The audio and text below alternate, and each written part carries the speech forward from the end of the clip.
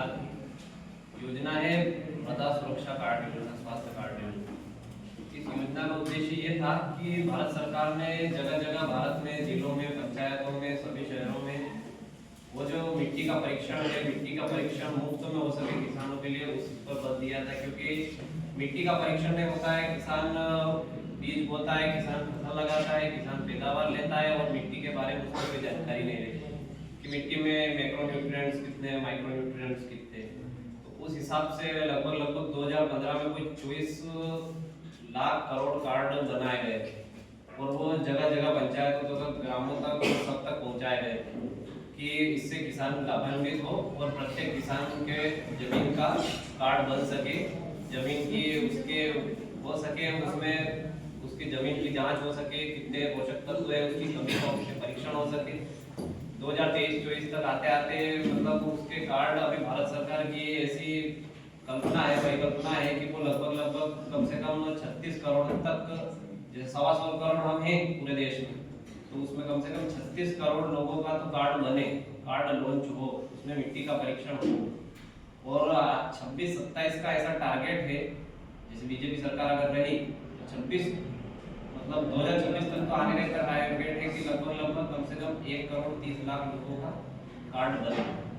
और इस योजना का उद्देश्य भी था, क्योंकि हम सब क्या करते हैं, किसान है, अब ऑर्गेनिक की तरफ हम कम ध्यान देते हैं, केमिकल की तरफ ज्यादा ध्यान देते हैं। और इसका परिणाम ये होता है कि क्योंकि सारा जो ढांचा है अपने देश का वो सारा एग्रीकल्चर पर निर्भर है। चाहे अपन एग्रीकल्चर की इकोनॉमी देखे, फसलों की एमएसपी देखे, कुछ भी देखे, एग्रीकल्चर से निकलता है और वही पूरा का पूरा जहरीला होता है। तो कहने का उद्देश्य ये था भारत सरकार का कि ऑर्गेनिक और केमिकल दोनों को इंटीग्रेटेड फार्मिंग के रूप में हम प्रस्तुत करें और लोगों को लाभान्वित करें। क्योंकि उससे क्या होगा कि अब मार्केट में अवेलेबल ज्यादातर केमिकल है, मार्केट में अवेलेबल ऑर्गेनिक मैन्योर और ऑर्गेनिक पेस्टिसाइड अवेलेबल नहीं है। तो भारत के युवा को एंटरप्रेन्योर बनने का भी सुझाव दिया, क्योंकि भारत का युवा स्टार्टअप करे, भारत का युवा उद्योग करे, उसके लिए भी प्रेरित किया। क्योंकि भारत का युवा क्या है, हमको जॉब करना है, हमको उद्योग नहीं करना है, हमको कुछ चीजें चाहिए नहीं। अब मार्केट में केमिकल की दुकान अवेलेबल है, मार्केट में मैन्योर ऑर्गेनिक की दुकान अवेलेबल नहीं है, तो किसान खरीदता ही नहीं है। किसान खरीदता नहीं है, बोलता है कि अगर तुम कहीं से खरीद के ला दो तो हम छिड़क देंगे फसलों पर, लेकिन आप तुम ऑर्गेनिक कुछ बताते ही नहीं हो, तो कैसे छिड़के। तो उसकी जगह बहुत सारे हमारे पास ऑर्गेनिक, राजीव दीक्षित इसी में तो शहीद हो गए, उन्होंने राजीव दीक्षित सबको पता होना चाहिए, क्योंकि स्वदेशी आंदोलन और स्वतंत्रता आंदोलन के बहुत बड़े प्रणेता और उसके संस्थापक रहे हैं। क्योंकि हमें इसकी तरफ ध्यान देना ही पड़ेगा, आज नहीं तो कल देना पड़ेगा। क्योंकि क्या होता है, अब सबको पता होगा अपने देश में कम से कम 3-4 स्टेट तो बैंड हो गए हैं, केरल हो गया है, केमिकल बहुत यूज हो गया है। अब क्या करेंगे, हम उसको रिसाइकल करना ही पड़ेगा, उसका पुनर्चक्रण करना ही पड़ेगा। तो ऐसा कर सकते हैं कि जैसे किसी किसान के पास 10 एकड़ भूमि है तो 10% भूमि पर वो जैविक ऑर्गेनिक फार्मिंग करें।